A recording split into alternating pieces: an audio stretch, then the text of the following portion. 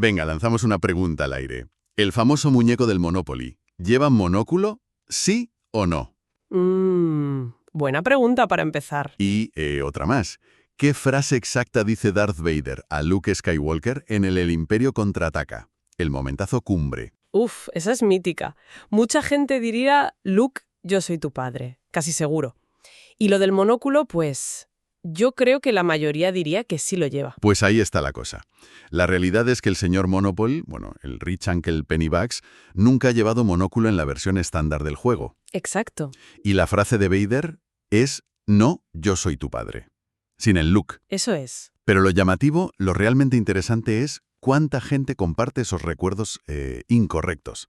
Y con una seguridad pasmosa, además. Totalmente. Y esa convicción colectiva sobre algo que no es exacto, eso es justo el centro de lo que vamos a explorar hoy. El fenómeno que se conoce como efecto Mandela. Justo, que básicamente es eso, ¿no? Un falso recuerdo que comparte un grupo bastante grande de personas. Puede ser sobre detalles de cultura popular, logos, noticias incluso, eventos históricos. Como un error de memoria, pero a gran escala. Sí, podríamos decirlo así. Un fallo en la Matrix, compartido. El nombre efecto Mandela lo popularizó Fiona Broome allá por 2009. Ella se dio cuenta de que recordaba perfectamente, creía recordar, que Nelson Mandela había muerto en prisión en los años 80. Claro, y no solo ella, muchísima gente compartía ese recuerdo. Pero Mandela murió en 2013 después de ser presidente de Sudáfrica y una figura mundial. O sea, nada que ver. Esa discrepancia tan masiva, tan compartida, le dio nombre al fenómeno. Y la verdad es que sirve como un punto de partida genial para preguntarnos cómo funciona nuestra memoria. Y cómo a veces parece que nos falla a todos a la vez de forma sincronizada. Exacto. Pues esa es la idea hoy. Vamos a ver los ejemplos más típicos, vamos a hurgar en las explicaciones que da la ciencia, basándonos en los estudios y artículos que hemos estado mirando. Queremos entender por qué pasan estas cosas. Sí, nos vamos a centrar mucho en los mecanismos psicológicos que se han identificado. O sea, cómo procesamos la información, sobre todo la visual, cómo nos influyen las palabras, la sugestión. Y el papel del grupo, ¿no? El contexto social. Fundamental. Cómo hablamos de las cosas y cómo eso moldea nuestros recuerdos. Vale, perfecto. Pues venga, empecemos con más ejemplos que siempre salen. Aparte del Monopoly y Star Wars, está el de los osos Berenstein. Muchísima gente jura y perjura que se escribía Berenstein, con E. Sí, ese es un clásico absoluto. Es increíble lo persistente que es. O el de los dibujos animados, los Looney Tunes. ¿Ah, sí? Que mucha gente lo recuerda o incluso lo escribe mal, como Looney Tunes. Como si Toons viniera de cartoons, de dibujos animados. Claro, tiene su lógica, pero no es así. Es un detallito de ortografía, pero se fija mal en la memoria colectiva. Y luego está ese caso que a mí me parece fascinante, que aparece en las fuentes. La supuesta peli de los 90, Shazam, con el cómico Sinbad haciendo de genio.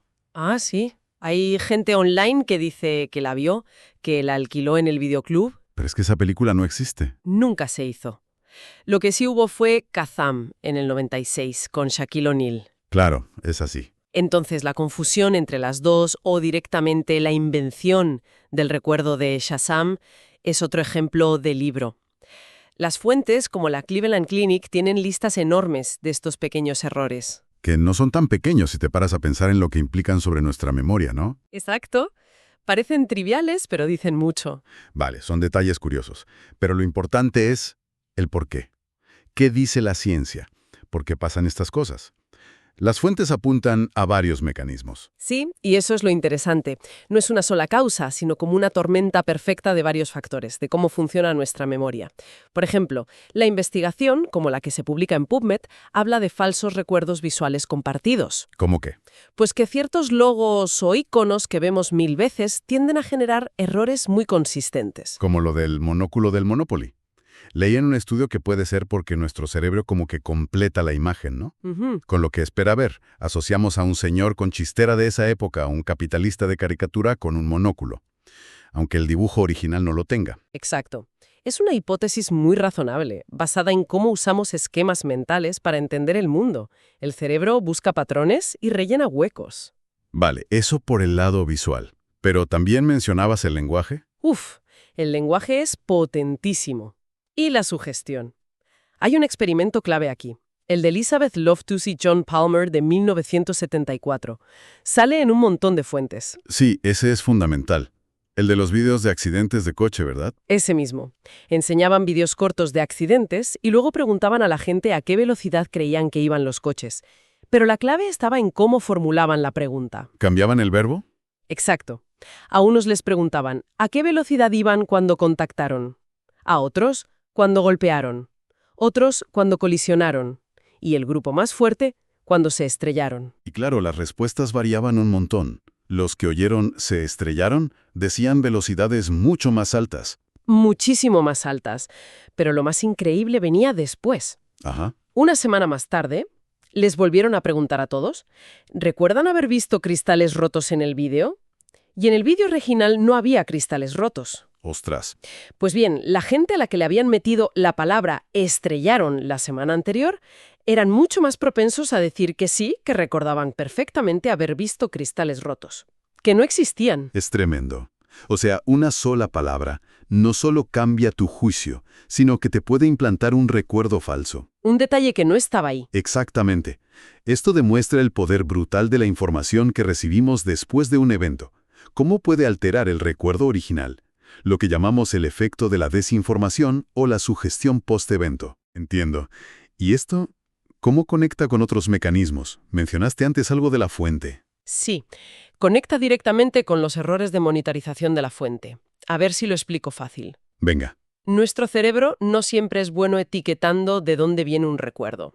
Esto lo vi yo de verdad, me lo contaron, lo soñé, lo leí en un foro. Ah, vale. Como explican los expertos, por ejemplo, del Memory Lab de Yale, a menudo confundimos la fuente. ¿Vi de verdad Shazam o es que he leído a tanta gente decir que la vio que he acabado creyendo que yo también? ¿Oí la frase de Vader en la peli o la he oído mal citada 1000 veces después? O sea que la confusión sobre el origen del recuerdo es clave. Es una de las explicaciones más sólidas para muchas distorsiones de memoria, sí. Podría explicar perfectamente lo de Shazam, por ejemplo. La gente mezcla el recuerdo de leer sobre ello, oírlo, con la experiencia real de ver Kazam, quizás. Tiene sentido. Y muy relacionado con esto, hay otra teoría importante que mencionan las fuentes, como las de PMC, la teoría de la huella difusa, la Fuzzy Trace Theory. Huella difusa. Suena interesante. Pues básicamente propone que cuando formamos un recuerdo, creamos dos tipos de huellas en paralelo. Una es verbatim, literal, guarda los detalles exactos, las palabras precisas, la imagen tal cual. Vale. ¿Y la otra? La otra es la huella gist, es la esencia, el significado general, la idea principal. Y decían las fuentes que la del gist, la de la esencia, dura más tiempo, ¿no? Correcto. La huella literal, la verbatim, se desvanece más rápido. Con el tiempo recordamos mejor el sentido general de algo que los detalles súper precisos. Entiendo. Sobre todo en el gist, en la esencia. Nuestro cerebro, para reconstruir el recuerdo, puede rellenar los huecos con detalles que encajan con esa esencia, pero que a lo mejor no estaban ahí originalmente. Ah, claro. Como recordar Luke, yo soy tu padre. Exacto. Encaja perfecto con el drama, con la esencia de la revelación padre-hijo. Suena más directo, más potente.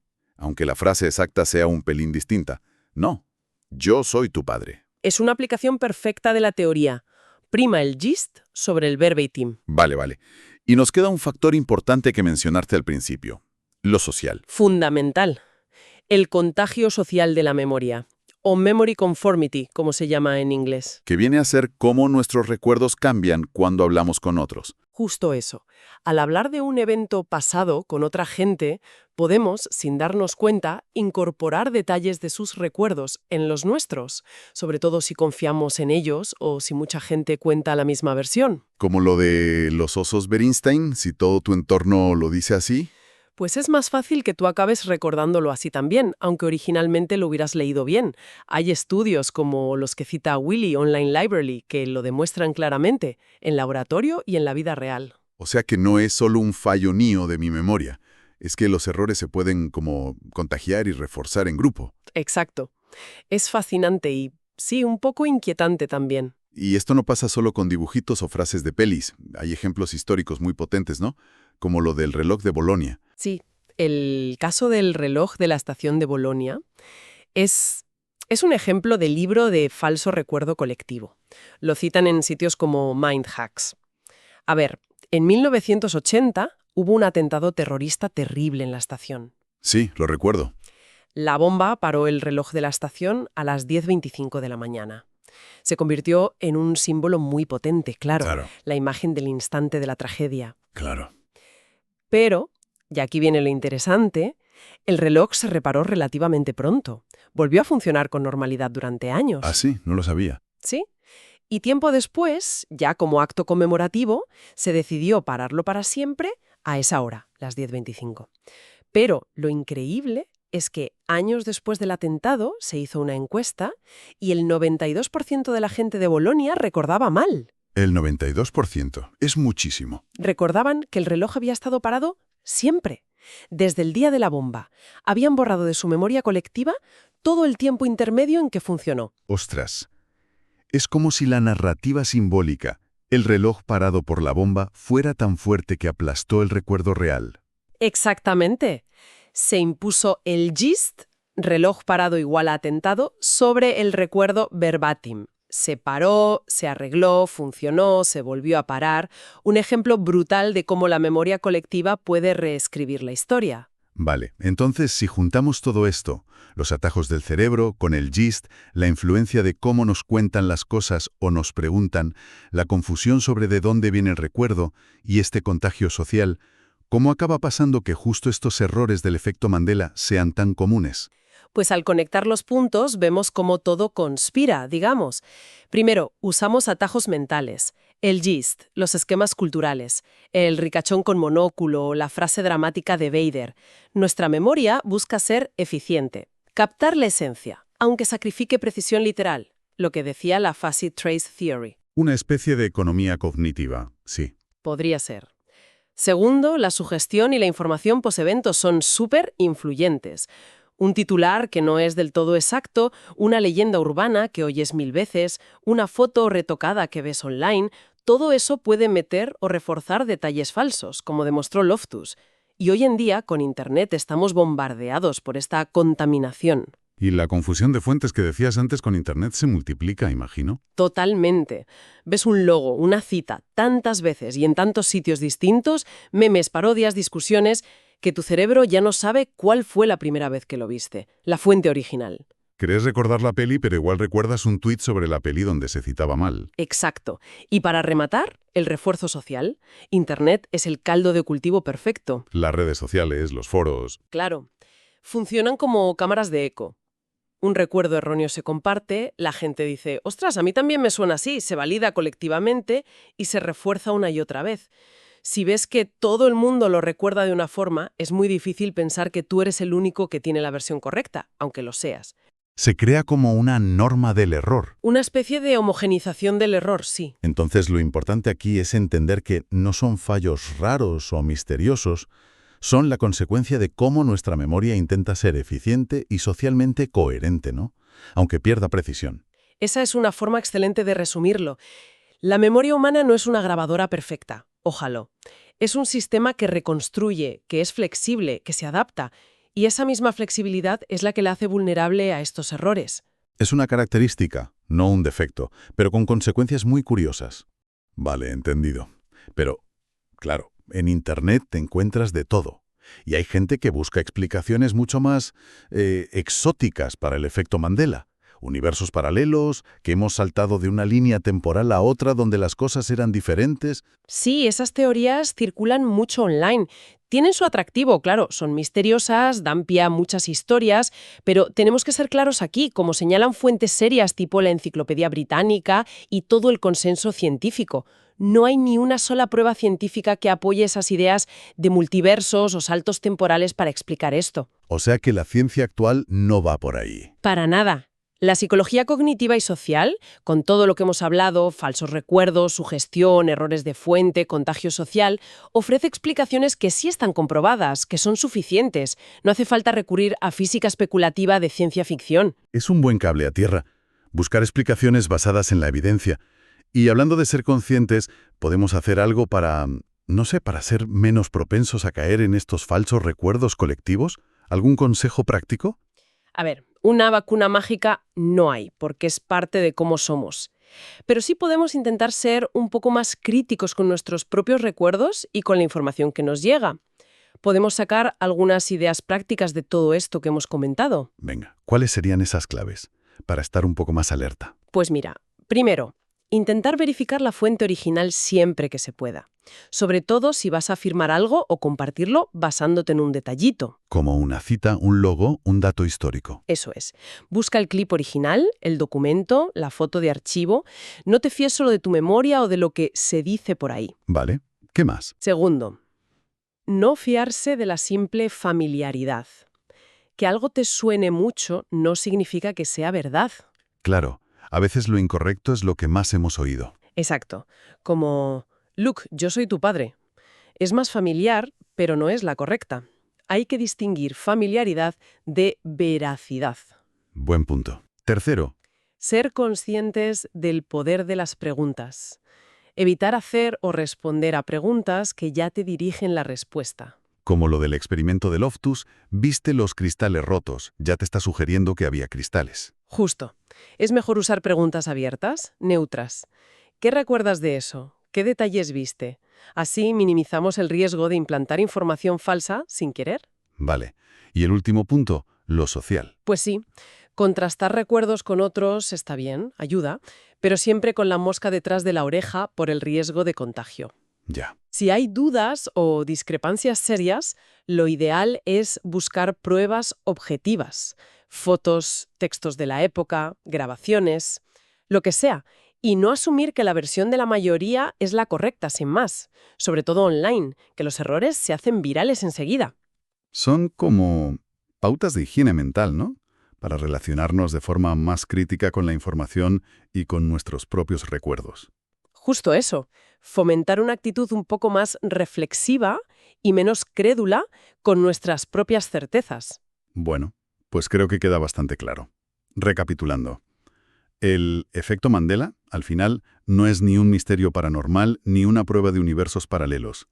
Es más bien una ventana súper interesante a cómo funciona nuestra memoria normalmente. Sí. Con sus atajos para ir más rápido, sus puntos débiles ante la sugestión y cómo se mezcla todo con lo que hablamos y oímos de los demás. Exacto. Las explicaciones están ahí, en la psicología cognitiva y social. Nos enseñan que la memoria no es un archivo perfecto del pasado, sino algo que reconstruimos constantemente. Y esa reconstrucción, que es útil para muchas cosas, es también la que abre la puerta a estos errores compartidos. No es tanto un fallo como una consecuencia de cómo está diseñada. Podríamos verlo así, sí. Nos obliga a pensar en la memoria no como una cámara de vídeo, sino más como un editor de historias que busca que todo encaje, que tenga sentido, aunque a veces sacrifique la precisión exacta. Muy buena analogía. Y esto nos lleva a una última reflexión. Quizás algo para darle una vuelta después de esta charla. Dispara. Sabiendo lo fácil que es moldear la memoria, la nuestra y la colectiva, sabiendo cómo influye la forma en que nos cuentan las cosas, las preguntas que nos hacen, las conversaciones que tenemos, ¿cómo podríamos usar esta consciencia crítica de forma más profunda? ¿En qué sentido? No solo para filtrar las noticias o la información que nos llega cada día, sino también para revisar nuestras propias certezas más profundas, las que tenemos sobre nuestro pasado, el personal o el colectivo. ¿Qué historias quedamos por seguras sobre nosotros mismos o sobre la historia? Quizás necesitarían una segunda mirada más crítica, sabiendo lo falible y reconstructiva que es nuestra memoria.